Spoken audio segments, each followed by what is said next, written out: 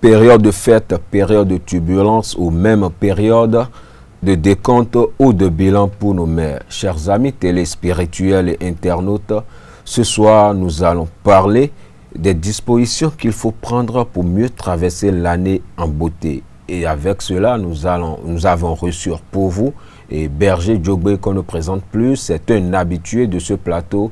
Berger Diogbe, bonsoir. Oui, bonsoir, monsieur le journaliste. Bienvenue au cœur du mystère. Merci, c'est moi. Dites-moi, pourquoi dit-on que la période des fêtes correspond à une période de décompte ou de bilan? Et en fait, je ne saurais pas commencer sans dire merci à tous les membres des ancêtres qui nous écoutent et qui nous assistent. Et paix et lumière sur le Bénin et le monde entier. Parlons de bilan. Vous voyez, aujourd'hui, quand la fête s'approche, c'est totalement l'histoire de bilan plutôt pour chacun. Parlons de bilan, c'est quoi? Vous voyez, quand vous avez votre sou dans votre poche et vous irez au marché acheter et revendre en tant qu'un commerçant.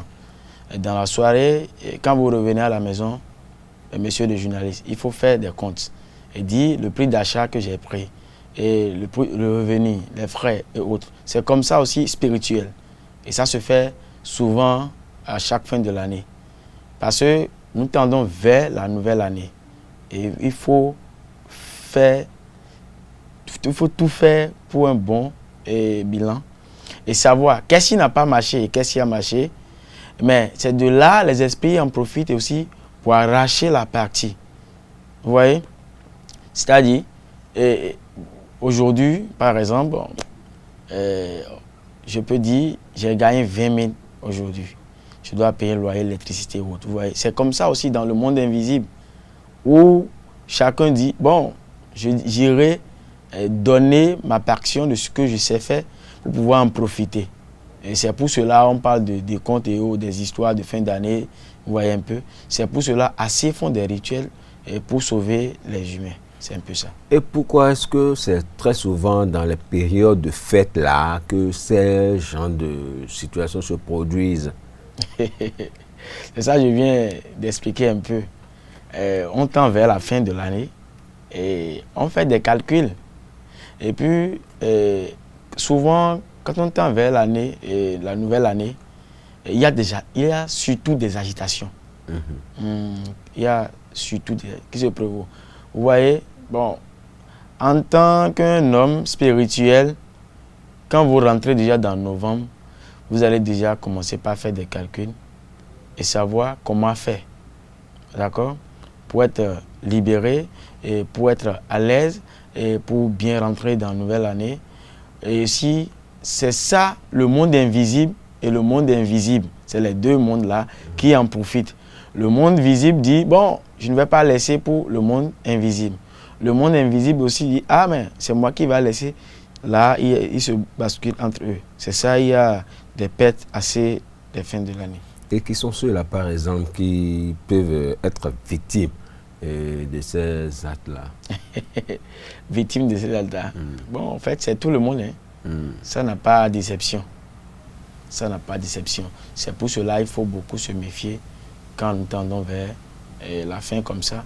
Mais j'aimerais demander à tout le monde d'être vigilant surtout. Parce que quand on tend vers la fin comme ça, il faut savoir parler. Il faut savoir qui imiter, traiter. Avec qui il faut s'associer, manger et autres là. C'est des calculs. Oui, c'est des calculs. C'est pour cela, moi, je dis chaque fois aux clients de beaucoup se méfier quand on rentre dans décembre, surtout mi-novembre déjà. Vous voyez? Quand, par exemple, celui qui n'a rien, il n'est pas fort spirituellement, et c'est lui qui veut montrer à un spirituel bien, celui qui a tout, bon, tout possible que vous le savez, et vous l'embêtez, ben, il va vous profiter, vous faites ce qu'il veut. En même temps, et c'est rapide. Et sans commentaire. Donc vous allez donner votre vie gratuitement. D'accord? Donc c'est pour cela, quand on tend vers la fin de l'année, il faut beaucoup se méfier. Si quelqu'un même te pitine, bon, fais l'effort de laisser partir. Tu ne sais pas, on ne sait jamais sur quoi lui est basé, pour pouvoir te chercher des querelles et te créer ou bien t'ennuyer. Donc, si quelqu'un vous fait quelque chose, vous savez que vous n'êtes pas fort spirituellement pour aller contre. Bon, mettez-vous de côté. Ça, là, c'est rien. Quand on dit souvent, Dieu est là pour nous sauver, ou bien, c'est un peu. Mais vous avez dit par exemple maintenant, vous savez, il y a des gens, tu ne vas rien leur faire et ils peuvent t'attaquer. Oui. Vous savez ça? Ça, c'est vrai. Mais maintenant, pourquoi la personne ne t'a rien fait, il faut l'attaquer? Pour quelle fin? C'est ça, et c'est les menaces spirituelles du monde invisible. Par exemple, soit, mais ce n'est pas par hasard, hein. Soit c'est la maman, votre maman qui fait partie dans un clan ou bien club du monde invisible, bien votre père ou bien votre grand-mère. Sinon, si vous êtes quelqu'un simple et vous n'avez rien avec votre famille, et puis les esprits ou bien le monde invisible va vous attaquer, c'est un peu difficile. C'est un peu difficile. Mais si votre maman, votre papa, votre géniteur a déjà un contrat spirituel, là, ça ne rate pas. Oui, ça ne rate pas. Par exemple, vous pouvez y aller au marché, par exemple, pour acheter chez les bonnes dames, là, par exemple. Et bon, la dame vous dit, bon, maïs et kilo, c'est à 1000 francs. Hein. Bon, vous allez dire, d'accord, il n'y a pas de problème, madame, j'ai 950, aidez-moi. Automatiquement, quand il voit déjà l'homme là en vous, il ne va pas patienter avant de commencer par vous insulter. Quittez sur moi, ben toi tu cherches quoi ici? Tu n'as pas appris que c'est à 1000 francs. Et quand vous parlez pour pouvoir lui dire quelque chose, là il va profiter pour faire ce qu'elle veut plutôt. Là, si ça arrivait comme ça pour vous, qu'est-ce qu'il faut faire?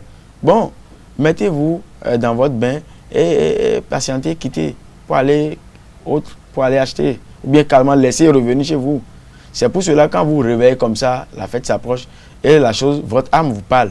N'allez pas, restez chez vous, très simplement. Là, vous allez sauver et rater assez de choses. Si par exemple, en venant ici et au service maintenant, mon âme me dit ne va pas, est-ce qu'on serait là en train de faire l'émission? Donc pour aller au boulot, si mon âme me dit de ne pas y aller, je vais exécuter. Non, bon, là, vous savez, la spiritualité c'est autre chose et le monde spirituel c'est autre chose. Vous, en tant que journaliste, je sais que vous n'êtes pas un petit. Ah bon, ouais, mais les journalistes, mais écoutez, les journalistes, ceux qui sont dans l'armée, et tout, ouais, suivez-moi beaucoup, surtout les journalistes qui sont en face du danger, eux, ils se protègent chaque fois. Oui, on en connaît assez. Oui, je suis un catholique fervent. Oui, mais je sais. C'est tout le monde qui est catholique. Oui. Quand on va développer le mot catholique, vous-même, vous savez, propre, saint. Mais vous qui êtes là, vous ne pouvez pas me dire que vous êtes catholique, c'est fini. C'est pour cela même, il ne faut pas prendre 2 maïs dans la bouche avec une plante pour pouvoir se protéger. Non, maïs, moi je prends maïs tous les jours parce que je suis habitué à prendre de la pâte. La pâte d'ailleurs, la pâte, ça fait partie des aliments spirituels par exemple. Quand vous voyez... Donc je suis protégé alors. Oui, quand vous voyez le féticheur, après les rituels, quand il tue des choses, vous voyez, il prépare quoi avec? C'est de la pâte. Vous voyez, c'est un peu ça. Et puisqu'on parlait, vous avez évoqué par exemple le côté protection de la chose. Est-ce que c'est nécessaire, vraiment nécessaire de procéder à une protection quelconque avant d'entrer dans une nouvelle année? Oui, c'est nécessaire. C'est nécessaire. Bon, vous voyez, et quand on parle de protection, ce n'est pas aller faire des pâtes ou quelque chose. C'est très simple. Il y a des recettes simples que vous pouvez utiliser, se mettre à l'abri de ces choses. Et à l'heure où nous sommes maintenant là, il faut protection, il faut aussi l'ouverture, il faut aussi chance. Donc quand vous protégez trop avant de rentrer dans la nouvelle année, mais vous allez rentrer dans la nouvelle année et puis vous n'aurez plus la chance aussi.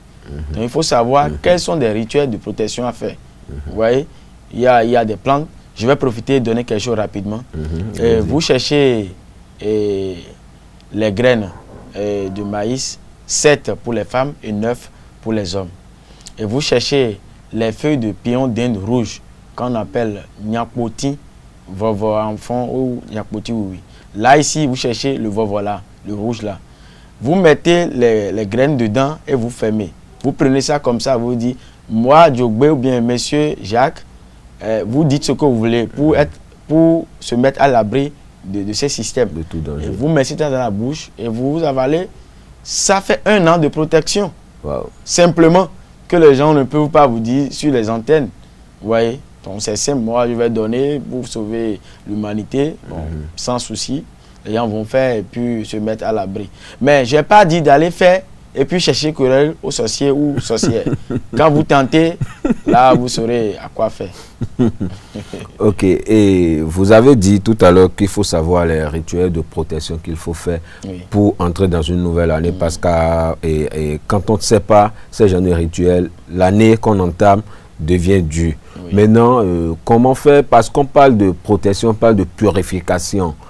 Là, on ne comprend plus. Là, est-ce qu'il faut aller vers la protection avant d'entrer dans une nouvelle année, ou vous préconisez quoi? Vous voudrez bien que les gens aillent dans la purification avant d'entrer dans une nouvelle année?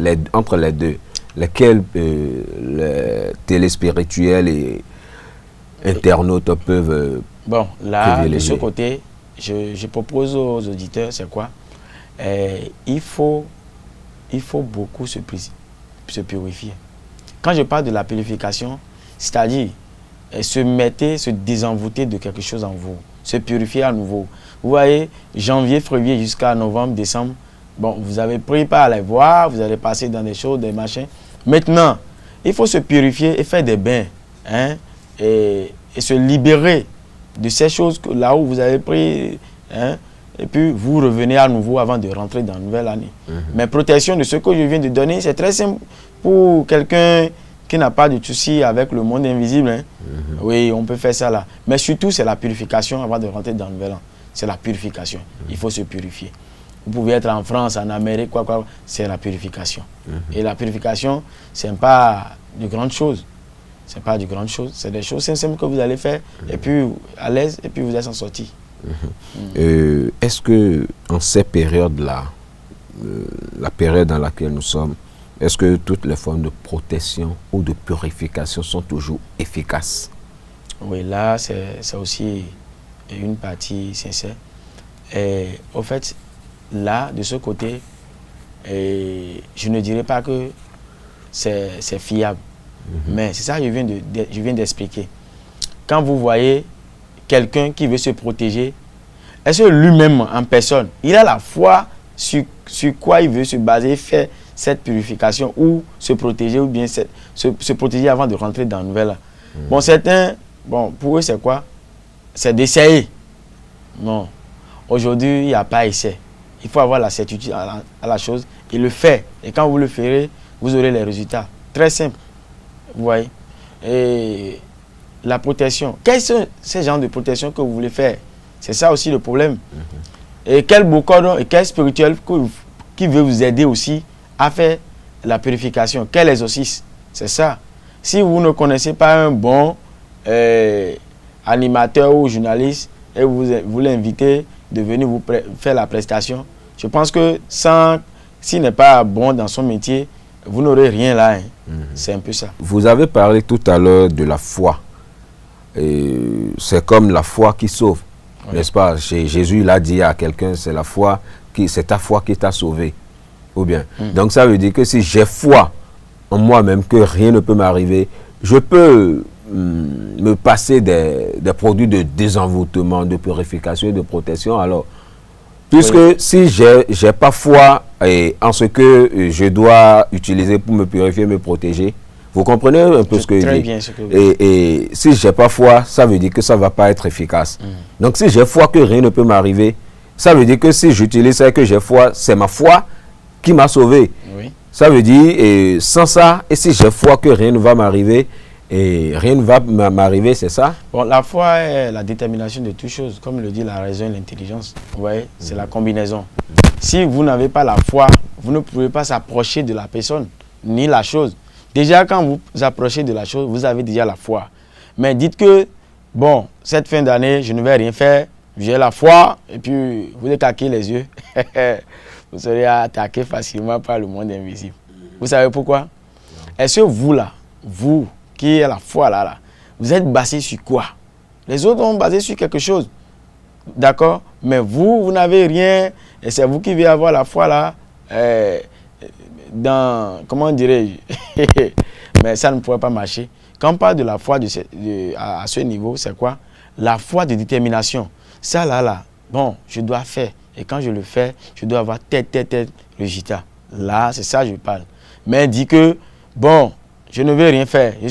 Qui va me dire aujourd'hui, lui, il est né sans toucher quelque chose, ni on ne lui a pas versé l'eau par terre de ses ancêtres jusqu'à grandir sans qu'il évolue. Jamais. Ça, il doit prendre pas quelque part. Moi, même si, oui, on vous a baptisé. Vous avez des grands-mamans, grands-papas au village qui disent chaque fois, mon enfant doit devenir quelque chose. Et quand vous irez au village, même on vous dit, ah, des pères,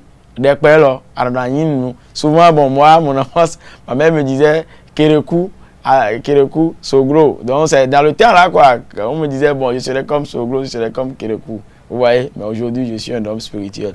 Mais ça ne me dit rien, c'est la volonté. Là, déjà, ce que la vieille disait, vous voyez, bon, c'est la puissance d'égrégore qu'on me donne. Qu'on nous appelons communément Atché. Vous voyez. Donc, ça là, déjà, c'est déjà quelque chose. Quand vous n'avez pas reçu ça là, eh bien, ça, vous êtes foutu. Vous êtes foutu. J'en connais qui ont participé à des bains rituels et après la mort, où il y a des maîtres spirituels, comme vous là, qui ont organisé des cérémonies, des rituels de purification de fin d'année et après la mort s'en est suivi. Moi, et tout de suite, je me suis posé plusieurs questions. Et je me dis, est-ce que ceux-là qui ont participé à ces, à ces bains ou à ces cérémonies de purification avant d'entrer en nouvelle année, qui ont rendu l'âme et autres, si ceux qui ont organisé ça, ce n'est pas une manière de livrer ceux qui ne sont plus là aux forces qui les amènent, enfin, qui les incarnent, pour avoir plus d'énergie, plus de pouvoir et pour exercer spirituellement. Non, non, non. Je dirais non. Vous savez, c'est des coïncidences astrales. D'accord? Et aucun vaudou fétiche n'a pas besoin d'un être humain, ni le sang, avant de travailler. Non, non, ça là, c'est du folklore, je dirais. Vous savez, c'est des coïncidences. Sinon, un Bokonon peut faire un rituel de pétatotra aujourd'hui, le lendemain, il peut quitter. Ça là, ce n'est pas dit que c'est le vaudou là ou bien pétatotra là. Ça là, bon, tu sais même que à l'âge, bien à ce temps-là, il va partir. Vous voyez, Jésus n'a pas, comment dire, il n'a pas fait plus de 50 ans, 90 ans sur terre. Il a fait un temps. C'est comme ça spirituel à tout le monde aussi. Je ne dirais pas que telle personne a fait des travaux spirituels, des rituels de fin d'année. À cause de ça, il a eu perte en vie. Mais non, non, non, ça, c'est pas vrai. Nous allons parler de Fou, Berger Djobé sur ce plateau. Est-ce que vous avez des rituels ou des pains de protection pour la fin de l'année ou de purification? Merci beaucoup pour cette question. Et moi, à mon niveau, chaque fin de l'année, déjà à partir du 15 novembre, on lance un savon. Et le savon a pour nom Oussisra, purification. Et c'est un savon, le voici, et qui permet de réveiller l'aura, l'étoile de la personne avant de rentrer dans une nouvelle année. D'accord? Et c'est un savon qui est fort. Ça là, il faut vous dire. Et après le savon, nous avons aussi quelque chose, un travail spirituel qui se fait souvent à la fin de l'année aussi. Et en venant, c'est quoi? Il faut amener un pigeon, préférant de couleur blanche, femelle, avec parfum 23. Et vous venez, on va vous faire un travail d'ouverture avant de rentrer dans la nouvelle année, facilement. Maintenant, ceux qui ne sont pas avec nous ici, ils sont à l'Occident, eux, ils peuvent toutefois nous envoyer leur nom et prénom, date de naissance. Là, à distance, sans le pigeon et le parfum, on peut faire les travaux pour eux. Là, il peut toutefois nous contacter sur plus 229 94 04 98. Appel ou WhatsApp, vous nous appelez directement. Plus 229 94 04 98. Là, vous nous appelez et posez votre problème. et puis vous aurez les résultats. Et c'est bain de purification. Je disais tantôt que moi, je suis chrétien catholique fervent. Oui. Oui. Et est-ce Comme que... le dit Jésus, oui. Ouais, est-ce que ce bain n'aura pas de répercussions sur ma personne, par exemple, si j'entends Berger Djogbe parler de bain de rituel de prospérité, oui, comme tout bon tradithérapeute ou spirituel, ouais, on dit, on ne vend pas, comment on dit, les baskets et comment on dit, il faut les vendre chaud. Donc, vous, ouais, comment on dit, sérieusement, vous avez parlé, vous m'avez convaincu et j'ai voulu le faire, mais mon obédience, comment on dit, mon côté et religion, Le soir, ne permet pas. Est-ce que ça n'aura pas de répercussions sur ma personne ou c'est destiné à tout le monde, musulman, machin. Non, il faut qu'on le comprenne. Oui, bon, en fait, je parlais tout à l'heure du bain et des travaux. C'est valable à tout le monde, un musulman, un catholique, à tout le monde, d'accord? Un protestant peut faire, c'est pas du vaudou ni du fétiche où on veut tuer quelque chose. Même pigeon dont on parlait là, en venant, c'est pas pour tuer, c'est devant vous fera les choses. C'est pas pour tuer sur quelque chose, c'est devant vous verrez vous verrez comment ça va se passer. Et le pigeon va être destiné à quelle fin? Pardon? Le pigeon, ça c'est écrit même dans la Bible. Je ne vais pas trop détailler ici. Quand on parle de pigeon, c'est... Vous savez, quand vous voyez les églises là, vous ne voyez pas, ils dessinent des pigeons dessus. Est-ce que vous posez la question pourquoi ces pigeons? Moi, je crois que c'est l'Esprit Saint qui est descendu au moment où Jésus faisait son baptême. Exactement. L'Esprit Saint là, hein, c'est entre vous et moi qui peut toutefois aider les autres qui n'ont pas cette connaissance à se rendre dans leur vie pour être à l'aise et rentrer dans le nouvel an. Donc, le rôle de pigeon là, c'est pas pour tuer un fétiche ou bien pour tuer quelque chose. C'est l'Esprit Saint, c'est pour appeler l'incarnation de l'Esprit Saint d'une vertu. D'accord? C'est pour cela, préférence, c'est la couleur blanche et femelle. D'accord? Et quand on vous arrive à faire ces travaux, c'est fini. Vous n'aurez aucun problème avec nos mamans du monde invisible, ni de problème avec qui que ce soit. Vous rentrez dans l'année avec joie, paix, argent, tout, opportunité, chance et tout. On rentre dans l'année avec paix, opportunité, chance et tout. Nous allons parler et on vient de parler de votre rituel et autres, mais il y a une question qui vient tout de suite et qui m'est venue tout de suite dans la tête.